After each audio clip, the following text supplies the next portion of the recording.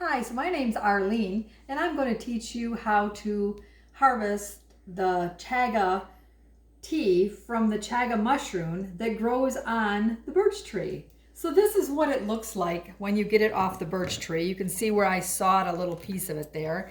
So then you're going to take a tool and you're going to get in here and you are going to break these into these little pieces. They got to be little pieces. They can't be giant pieces, because if you have giant pieces, it's going to be too hard on your grinding unless you have some really supersonic grinding thing.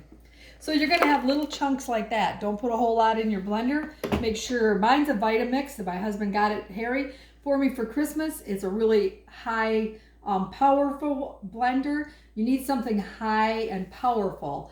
So it could even be like a meat grinder or something that can grind this up. It's not anything soft. And when you harvest it, make sure you grind it right away, because it starts to dry, then it's even worse. So I'm going to start it out at kind of a low speed.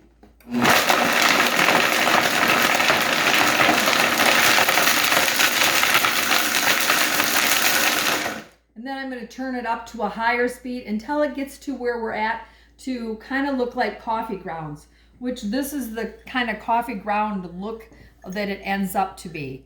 So once you get it to this coffee ground, if you're going to make some that day, you can just go ahead and take a scoop of it, a quarter of a cup.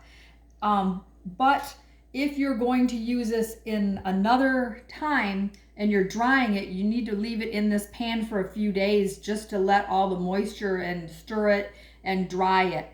Or you can purchase it from me, which is better for me, but just so you know how to do it either way.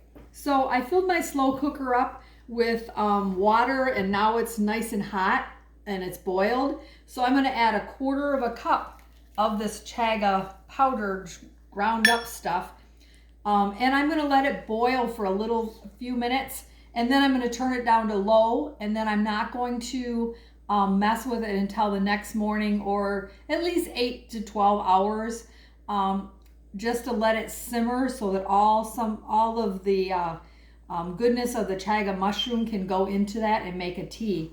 The tea kind of tastes like regular tea, but it kind of has a little bit of a vanilla taste to it, but it's very tasty. You can drink it hot or cold the next day. So when it's cooled, after it's steeped for that period of time and it looks kind of like tea would look, then you're going to take, once it's cooled, you're going to take either just a fine filter like this, or you can actually take a coffee filter, and then just I just use a measuring cup and I just ladle it in here until I get it all out. Now save this, because you can take that grounds and it's going to look like old coffee grounds. You're going to put it in a Ziploc bag and you can put it in your freezer, and you can use that 2, maybe 3, even 4 times. As long as it's still turning the color of tea, you know that it's going to be still beneficial to you, and you can drink it like you would your chaga tea.